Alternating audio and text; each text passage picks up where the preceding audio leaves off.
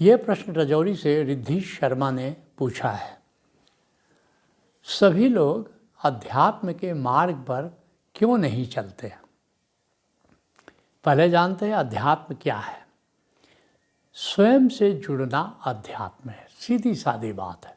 स्वयं का विकास, अधिक कहते हैं विकास को आत्म, और सेल्फ कहते हैं आत्मा। आत्म का मतलब सेल्फ, आत्मा। तो सेल्फ डेवलपमेंट ऐसा कर सकते हो। अध्यात्म का अर्थ है सेल्फ डेवलपमेंट। तो स्वयं की खोज ये अध्यात्म है, क्योंकि हम स्वयं को खोज लेते हैं। तो कबीर साहब की तरह तुम भी कह सकते हो, कह कबीर मैं पूरा पाया। क्योंकि अभी जो तुम अपने को जानते हो अधूरा अधूरा अधूरी अधूरी जानकारी है, अधूरा अधूरा ज्ञान है स्वयं के बारे में। लेकिन जब तुम अपनी आत्मा को पूर्णतः खोज लेते हो, स्वयं को की खोज पूरी हो जाती है, तो स्वयं से जुड़ना अध्यात्म है। इसलिए चूँकि स्वयं की खोज है, इसलिए ऐसा भी कह सकते हो स्वयं की खोज अध्यात्म है। जिसके लिए हजरत इकबाल कहते हैं, ज़िंदगी भर तो हुई गुफ्तगू गैरों से, मगर आज तक हमसे हमारी न मुलाकात हुई। सबसे मिलते जुलते हो, सबसे मिलते हो, लेकिन स्वयं से मिलने की पहल नहीं करते हो। लेकिन स्वयं से मिलने की जब पहल करते हो, स्वयं की यात्रा पर जब निकलते हो, तो इसको अध्यात्म कह सकते हैं। इसको कई संतों ने अलग ढंग से कहा है। जीते जी मरने की जो कला है वो अध्यात्म है। जैसे गुरु रामदास जी कहते हैं कि जीवित मरिए भवजल तरिए। ये जीते जी मरोगे तो भव सागर को पार कर जाओगे। तो जीते जी मरना अध्यात्म है, ऐसा कई संतों ने कहा है। जैसे गोरखनाथ ने भी ये बात कही है कि मरो है जोगी मरो, मरण बड़ो है मीठा, अस मरनी मरो जस मरनी गोरख मर दीठा। इसी तरह कबीर साहब ने कहा है, कहन सुनन कछु नाही, आ नहीं कछु करन है, आ जीते जी मर जाही बहुरी नहीं मरन है। ये है अध्यात्म। तो इसी तरह अष्टावक्र ने क्या कहा है कि ज्ञान, मुक्ति और वैराग्य का मार्ग अध्यात्म है। इसलिए अष्टावक्र संहिता में जनक पूछते हैं, कथम ज्ञानम कथम मुक्तिम वैराग्यम किम भविष्यति। ये अध्यात्म है। और हमारे जो ऋषियों ने कहा है कि अध्यात्म की यात्रा के 4 सोपान हैं। क्या क्या सोपान हैं, क्या क्या लैडर्स हैं? पहला है शास्त्रतः। आध्यात्मिक मार्ग पर चलना है तो पहला सोपान शास्त्रतः, अर्थात धर्म ग्रंथों का अध्ययन करो। अगर हिंदू घर में पैदा हुए हो तो वेद पढ़ो, गीता पढ़ो, उपनिषद पढ़ो, ये सब पढ़ो। अगर मुसलमान परिवार में पैदा हुए हो तो शरीयत का अध्ययन करो, कुरान का अध्ययन करो, हदीस का अध्ययन करो। अगर ईसाई परिवार में जन्मे हो तो बाइबिल का अध्ययन करो। बौद्ध परिवार में जन्मे हो तो धम्मपद का, प्रज्ञा पारमिता वज्रछेदिका का, सुरंगम सूत्र का अध्ययन करो। तो पहला जो पड़ाव है, पहली जो सीढ़ी है वो है शास्त्र। शास्त्र का अध्ययन करो। शास्त्र तुम पढ़ रहे हो, लेकिन यहाँ बहुत लोग यहीं रुक जाते हैं, अधिकतर लोग यहीं रुक जाते हैं। नहीं, दूसरी सीढ़ी है सत्संगतः। जिसने अब सत्य को जाना है, अब उसका संग साथ करो, उसका सानिध्य प्राप्त करो। और इस तरह, क्योंकि उसने सत्य को जाना है और जाना है तो वो अब बता रहा है, तो वो प्रामाणिक है। क्या वो बता रहा है? तो इसलिए उसका उपदेश सुनो, उसकी वाणी सुनो। इसको कहते हैं सत्संग। अब बहुत सारे लोग सत्संग ही करते रह जाते हैं। नहीं, अब अध्यात्म में जो तीसरा सोपान है वो है गुरुतः। अब उन संतों में से जिसका तुम सत्संग कर रहे हो, किसी एक सद्गुरु से हार्दिक तल पर नाता जुड़ता है, वह तुम्हारे लिए सद्गुरु हो जाता है और तुम उसके शिष्य हो जाते हो। ये हार्ट टू हार्ट कम्युनियन जिसको बोलते हैं। तो ये गुरु, बहुत लोग यहाँ भी रुक जाते हैं कि गुरु से जुड़ गए, अब मुक्ति मिल जाएगी, हमें क्या करना है। नहीं, अब चौथा जो माइलस्टोन है, स्वतः, शास्त्रतः, सत्संगतः, गुरुतः और स्वतः। अब तुमको स्वतः साधना करनी होगी। स्वतः तुमको अब ध्यान करना होगा, समाधि करना होगा, जो भी साधना करनी अब स्वतः तुमको करना होगा। तो इस तरह जब स्वतः सूफीज़्म में भी यही कहते हैं, सूफीज़्म में भी कहते हैं शरीयत करो, तरीक़त, मार्फत और हकीकत, जिसको हमने कहा सनातन धर्म में शास्त्रता, सत्संगता, गुरुता, स्वतः, इसी को सूफीज़्म में शास्त्रता को ही कहते हैं शरीयत, सत्संगता को ही कहते हैं तरीक़त, गुरुता को ही कहते हैं मारिफत और स्वतः को कहते हैं हकीकत। तो यही 4 पड़ाव हैं। अब तुम पूछ रहे हो कि सभी लोग अध्यात्म के मार्ग पर क्यों नहीं चलते, तो इसके हम 10 कारण तुमको बताना चाहेंगे। पहला कारण है, जैसे कि चीनी कहावत है कि 100 चलते हैं कोई 1 पहुंचता है, तो अध्यात्म में सफलता के चांसेस 1% ही है। तो इसलिए लोग पहले ही चलने के पहले ही हार मान जाते हैं, अरे इतना आसान थोड़े है बुद्ध होना, महावीर होना या कबीर होना, इतना आसान थोड़े, हमसे तो नहीं होगा। लेकिन फिर भी कुछ हिम्मत करके चलते हैं, तो उसमें भी अभी अधिकतर तो रुक ही गए ना कि हमसे तो होगा नहीं। जो चलते हैं उसमें भी चांसेस पहुंचने का कितने को है, 1% को है। तो इसलिए भी लोग हिम्मत नहीं कर पाते।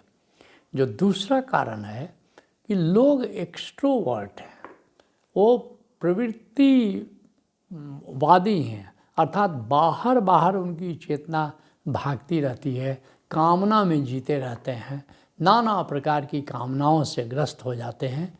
लेकिन इसलिए अष्टावक्र क्या कहते हैं, हे जनक, कामना जैसी व्याधि नहीं और निष्कामना सी समाधि नहीं। तो ये निष्कामना का मार्ग है, जबकि हमारा मन कामनाओं से भरा है, हमारा चित्त कामनाओं से भरा हुआ है। तो अधिकतर लोग फिर इसमें रुचि नहीं रखते, क्योंकि ये निष्कामना का मार्ग है, हमको अपनी कामनाओं को ड्रॉप करना होगा। लोग एक्सट्रोवर्ट हैं, प्रवृत्ति मार्गी हैं। जो तीसरा कारण है कि जीवन की कुछ आवश्यकताएं हैं, बुनियादी आवश्यकताएं। जैसे अब्राहम मैस्लो हमारे युग का बहुत बड़ा मनोवैज्ञानिक हुआ, वो कहता है कि 7 जीवन की आवश्यकताएं हैं। क्या क्या है? भौतिक आवश्यकता है, फिजियोलॉजिकल नीड्स है, शरीर की कुछ आवश्यकताएं हैं, रोटी है, कपड़ा है, मकान है, इनकी व्यवस्था करनी है। दूसरा क्या है? बायोलॉजिकल नीड है, वो सेक्स नीड है, भोग की आवश्यकता है, तो आदमी उसका आयोजन में लगा हुआ है। तीसरा क्या है? सिक्योरिटी एंड सेफ्टी नीड है, जिजीविषा है, अपना सुरक्षा की आवश्यकता है, उसकी व्यवस्था करने में आदमी लगता है कि जीवन सुरक्षित रहे। चौथा लव नीड है, प्रेम की आवश्यकता है, आदमी प्रेम पाना चाहता है, प्रेम देना चाहता है, कुछ वहाँ पर फंसे रहते हैं। पांचवा है बिलोंगिंगनेस नीड्स, कोई अपना हो, हम किसी को अपना बनाना चाहते हैं, किसी का अपना बन जाना चाहते हैं, परिवार बढ़ाना चाहते हैं, समाज है, परिवार है, तो इन संबंधों में, परिवार में लोग उलझ जाते हैं। छठा एस्टीम नीड है, कुछ यश प्राप्त करना चाहते हैं, कीर्ति पाना चाहते हैं, नेता बनना चाहते हैं, अभिनेता बनना चाहते हैं कि हमारी लोग हमको जाने, कुछ यहाँ फंस जाते हैं। फिर सातवां है सेल्फ एक्चुअलाइजेशन नीड्स, स्वयथार्थ बोध, अपनी प्रतिभा जो हमारे भीतर है उसको निखारना चाहते हैं। तो लोग इन 7 आवश्यकताओं को पूरा करने में इतने ज़्यादा व्यस्त हो जाते हैं या इतने ज़्यादा लीन हो जाते हैं कि अध्यात्म की उनको फिक्र ही नहीं होती है, आध्यात्मिक विकास के बारे में सोच ही नहीं पाते।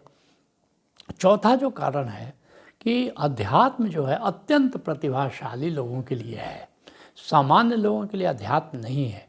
ये अत्यंत प्रतिभाशाली जो इंटेलिजेंट लोग होते हैं, and that too spiritually intelligent जो लोग होते हैं, जैसे मान लो कबीर साहब थे, पढ़े लिखे नहीं थे मगर स्पिरिचुअली बहुत इंटेलिजेंट थे, जुलाहा घर में पैदा लेकर के भी, और उन्होंने सोचा कि नहीं हमें अध्यात्म के मार्ग पर चलना है। तो बड़े प्रतिभाशाली लोगों के लिए अध्यात्म है, और सभी इतने प्रतिभाशाली नहीं हैं। फिर जो छठा कारण है, पांचवा जो कारण है वो है सत्संग। जैसे अब मैंने 4 चरण बताए, शास्त्रतः, सत्संगतः, तो गुरुतः, स्वतः। तो ये सत्संग सबको नसीब नहीं होता। भारतवर्ष में आसान है, भारतवर्ष में कई तुमको संत मिल जाएंगे।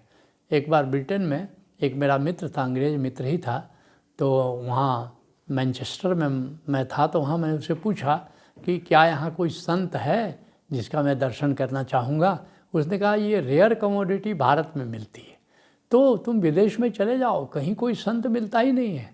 तो ये मत सोचना क्यों सत्संग तो इतना यहाँ भारत में हो रहा है भारत में, लेकिन भारत को देख करके ऐसा मत समझ लो कि सारी दुनिया में सत्संग इतना सुलभ है। तो सत्संग ये सुलभ नहीं होता। तो ये और बिना सत्संग अगर जब तक नहीं करोगे आध्यात्मिक यात्रा आगे नहीं बढ़ती है। छठा जो कारण है कि अध्यात्म की यात्रा पर चलने के लिए बड़े विवेक की ज़रूरत होती है, बड़े विवेक की ज़रूरत होती है, जिसके लिए कबीर साहब कहते हैं भंवर जाल बगुजाल है, अब बूढ़े बहुत अचेत कह कबीर तिन बाचिए जिनके हृदय विवेक। क्योंकि भंवर जाल एक संसार का जाल है, बगुला जाल नकली गुरुओं का भी जाल है, कोई कहीं फंसा कोई कहीं फंसा। तो बड़ा विवेक चाहिए तुमको, और ये विवेक सत्संग से पैदा होता है। तुलसीदास कहते हैं बिन सत्संग विवेक न होई, और राम कृपा बिन सुलभ न सोई। तो विवेक चाहिए, बिना विवेक के नहीं होगा। सातवां जो कारण है कि अधिकतर लोगों को गुरु मिलता ही नहीं है, पूरा गुरु मिलता ही नहीं। जैसे मैंने कहा कि एक स्टेज गुरुतः का है आध्यात्मिक विकास में, तो पूरा गुरु, समर्थ गुरु जिसको कहते हैं जीवित सदगुरु, वो मिलता ही नहीं है। और तुलसीदास कहते हैं बिन गुरु हो ही न ज्ञान, बिना गुरु के ज्ञान होता ही नहीं है। तो इसलिए भी लोग रुक जाते हैं, आध्यात्मिक मार्ग पर नहीं चलते हैं। जो आठवां कारण है, गुरु मिल भी गया तो बहुत सारे गुरु जो हैं वो अनुभव कराने को राजी नहीं राजी है उनके पास खजाना है, वो ये सुयोग्य पात्र खोज रहे हैं, वो सबको देने को राजी नहीं। कोई योग्य पात्र जिस दिन मिलेगा बस उसको देंगे। अब सूफी बाबा को देखो, 1960 में उनको परम ज्ञान मिला, एनलाइटेंड हुए 1960 में, लेकिन योग्य शिष्य की तलाश आते आते, और सोचो कि कितने साल हो गए, लेकिन केवल मेरे साथ उन्होंने शेयर किया अपने ज्ञान को। अब कितने लोग जुड़े, 55,000 उनके शिष्य थे, लेकिन वो किसी से संतुष्ट नहीं हुए। तो ऐसे बहुत सारे गुरु हैं जो योग्य शिष्य की तलाश में रहते हैं कि योग्य शिष्य को एक दो मिले तो उसको दें। तो ये भी एक बात है, महत्वपूर्ण बात है। और इसीलिए मलूक दास ने कहा कि पहला पद है देई देवा, दूजा नेम तीजा आचारा, और तीजे पद में सब जग उलझा, और चौथा अपरंपारा। चौथा क्या है? ये अब गुरु से जो ज्ञान प्राप्त करते हो, ये चौथा पद है। तो ये बड़ा दुर्लभ है। और फिर हमने कहा कि अध्यात्म में जो चौथा चरण है वो स्वतः का है, अर्थात स्वतः अब तुमको अनुभव करना है। स्वतः कैसे अनुभव करना है? श्रवण, गुरु जो कहता है, उपदेश देता है, उसको सुनो। दूसरा क्या? मनन, अब जो गुरु ने कहा अपने अनुभव के आधार पर उसको समझो, ये मनन है। और तीसरा क्या है? जो भी तुमने समझा, निधिध्यासन, ध्यान है, समाधि है, सुमिरन है, साक्षी है। अब इसका अभ्यास करो, तब जा कर के आध्यात्मिक रूप से तुम विकसित हो सकते हो। तो ये बहुत ज़रूरी है कि श्रवण, मनन और निधिध्यासन करो। ये सबके लिए संभव नहीं है, ये केवल उच्च साधकों के लिए ही संभव है। और जो 10वां कारण है वह है कार्मिक, ये जो क्रमिक कार्यक्रम होना चाहिए। जब तक क्रमिक कार्यक्रम नहीं हो तब तक आध्यात्मिक विकास नहीं होता। कवि ने कहा है, कभी आगे कभी पीछे न ये रफ्तार कोई, हमें रफ्तार का आहंग बदलना होगा। जेहन के वास्ते सांचे तो न ढालेगी हयात, जेहन को खुद ही सांचे में ढलना होगा। ये कोई तरीका नहीं है कभी आगे कभी पीछे।